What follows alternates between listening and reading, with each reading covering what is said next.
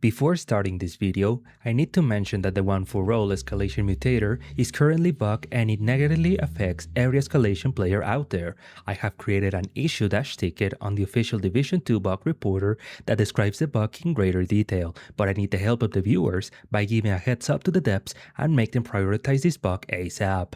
You can help me by clicking the link in the description, upvoting the issue after you read it, and if possible, writing a contribution-comment on the contribution section where you confirm the bug that I'm describing. I also included video examples on the meta URL section that better show the bug. Thanks for the support, everyone.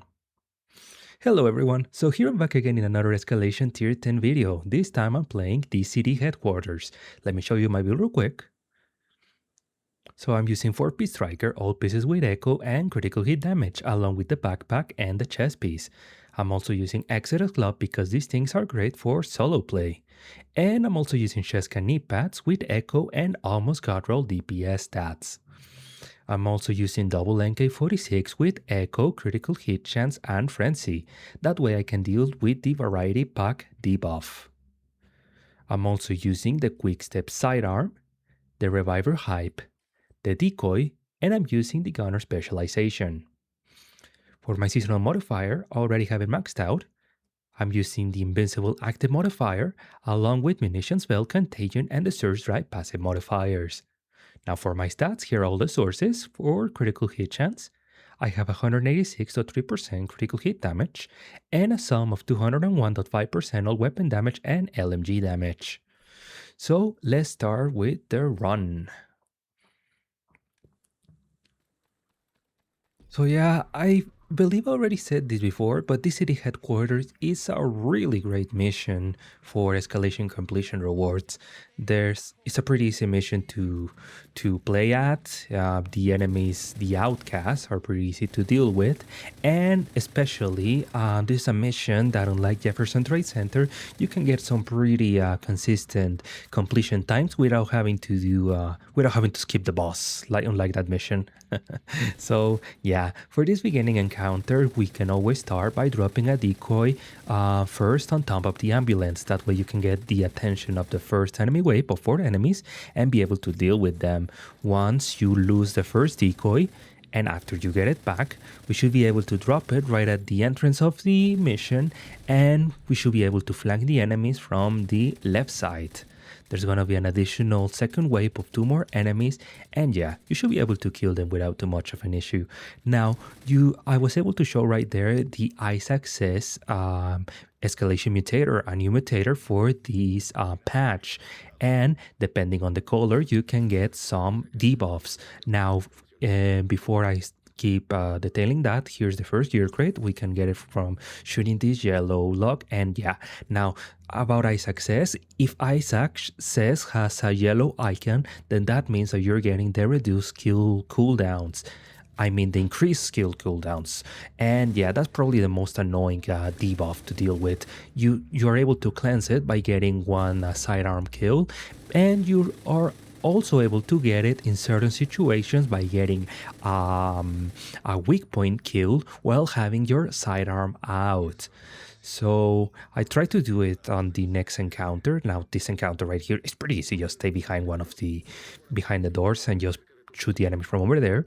There's a gear crate number 2, by the way. And then for this part right here, after we go past the door, we're gonna get 2 more enemies. Now, both of the enemies have the new one-for-all mutator, and as I described in the beginning, if you have more than 2 enemies with the mutator and they're both nearby, then both enemies are going to get the damage reduction. It technically should be 40%, but right now it's 60% damage reduction, almost the same as what we had with Anchor, minus the fire bullets. Like, thank God it doesn't have fire bullets. So yeah, we really need to be careful with this situation, especially before Massive fixes the bug.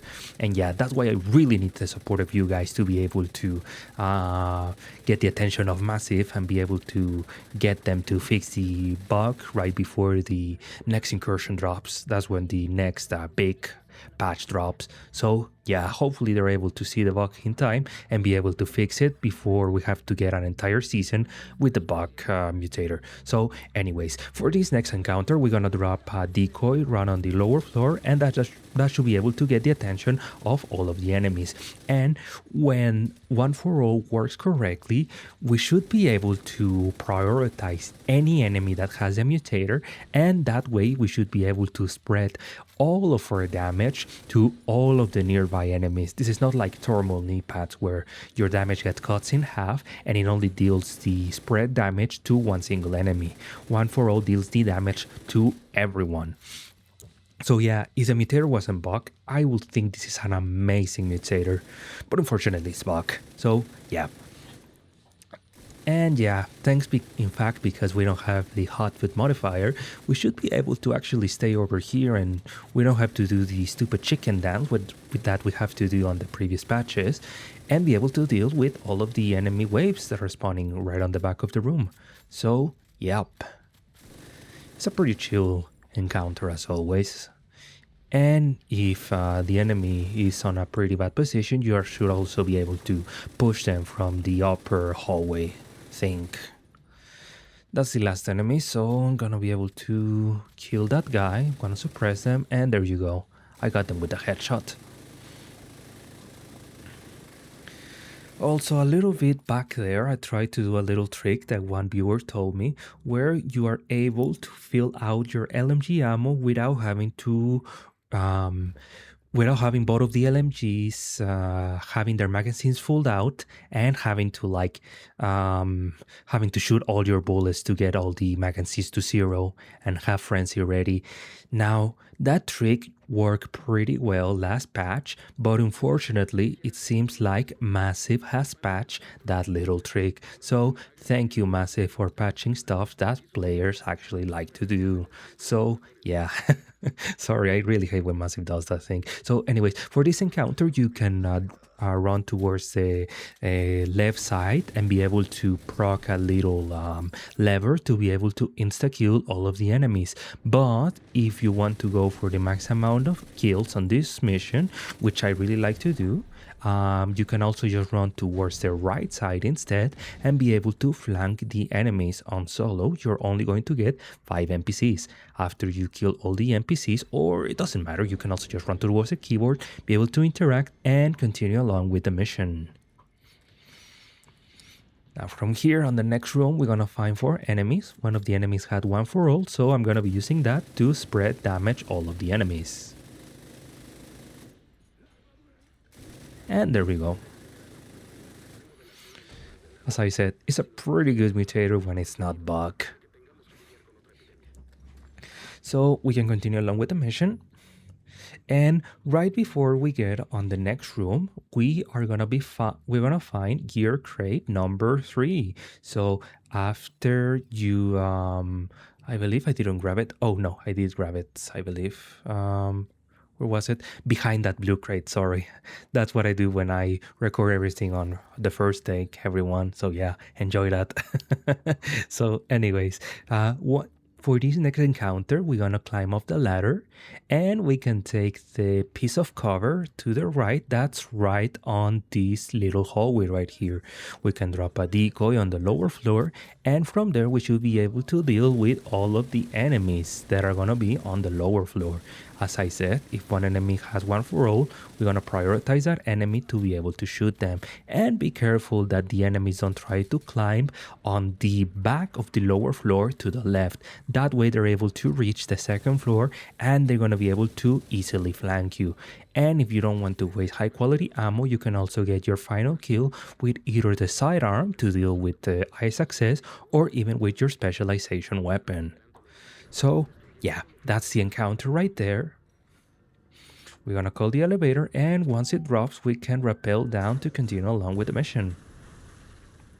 Now for this next encounter, you can also use a Ravenous exotic rifle to deal with the boss in a more consistent manner. Doesn't matter if it is expertise 30 or not, but we're gonna be using the blue primer effect of the gun to be able to destroy the armor plates as fast as possible. There's gear crate number 4 by the way. And yeah, so in order to use the blue primers, we need to shoot from the left shoulder. And once the blue bar fills up, we're gonna switch shoulder, get one shot, and that way we can get some amplified damage against armor plates and be able to destroy the boss armor plates in a pretty quick manner. So here's the trick right there. Right shoulder, and there you go. I dealt a ton of amplified damage against the boss armor on the chest. Now, because I already run out of ammo on my magazine, I'm gonna switch to my Frenzy LMG and deal out with the rest of the enemies. Along with the Chunga, you're gonna get two more enemies, one on the left, one on the right. And yeah, after that we can switch back to double LMGs. Before we continue along, on the right, we're gonna find gear crate number 5. And we can continue along with the mission. For the next room, we're gonna make sure that we have full LMG ammo because there's gonna be a ton of enemies. Now already got full ammo or close to, so I'm just gonna skip the ammo box entirely. Now from here, we're gonna be going a little bit downstairs, gonna be hiding behind this piece of cover and drop a decoy on the lower floor. If we have an enemy with 1 for all, we're gonna prioritize that enemy. And once we dealt with the 1 for all enemies, if there were any, we can shoot the backpack of the heavy LMG guys to be able to keep them, pretty much keep them stuck and deal as much damage as possible. That's pretty much the best way to deal with any heavy LMG guys from the Outcast. They can be pretty annoying. Now, normally I wouldn't recommend trying to flank enemies as aggressively as I am doing right now, but because I want to complete this mission quicker, I'm just gonna be doing that. But usually staying on the spot where I was staying at previously should be more than a good enough place to deal with all the enemy waves before we're able to continue along with the mission. And there you go. We're gonna grab our LMG ammo drops. Gonna grab this prototype drop. And I'm gonna be running towards the DCD laptop.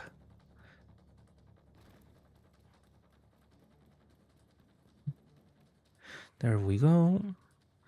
There's a yellow lock was to my left, but I'm gonna be opening that one real soon. That's where gear crate number 6 is.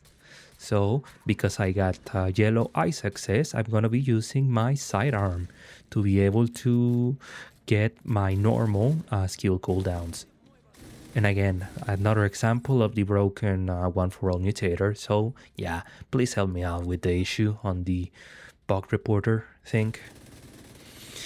You're gonna be getting 4 enemy waves. The third enemy wave is always going to have 2 flamethrower enemies. One of them is always going to be yellow, and the other one is always going to be purple. If one of the enemies has 1 for all, prioritize that enemy to be able to kill all of the NPCs as quick as possible.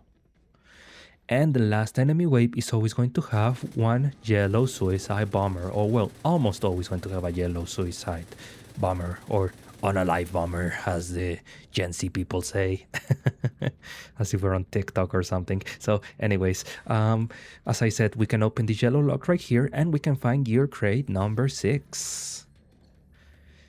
As a reminder, all the gear crates on the mission have the chance of dropping prototype gear. The prototype gear scales with your current escalation tier and the caches reset daily. So keep that in mind, and it's always a great way to get both prototype cores and or targeted escalation, targeted prototype weapons and gear. So yep. This was already a thing back in Year 8 Season 2 and for a bit of Year 8 Season 1. So thanks devs for actually adding that feature. It's a pretty great thing about Escalation, not gonna lie. So anyways, after we get our full LMG ammo, because there's gonna be a ton of enemies, we're gonna open the door and drop a decoy right on the pool in the middle. From there, we're gonna stay behind this piece of cover and deal with the beginning 5 enemies from the beginning enemy wave. After we kill 4 of the enemies, the boss is going to spawn from the back of the room, from the white building, upstairs. Whenever possible, we are going to be running towards the right side on this little ramp right here, and that way we can get a pretty good vantage point to deal with all of the enemies. As long as you don't get surrounded by too many enemies, we should be able to fight them from over here.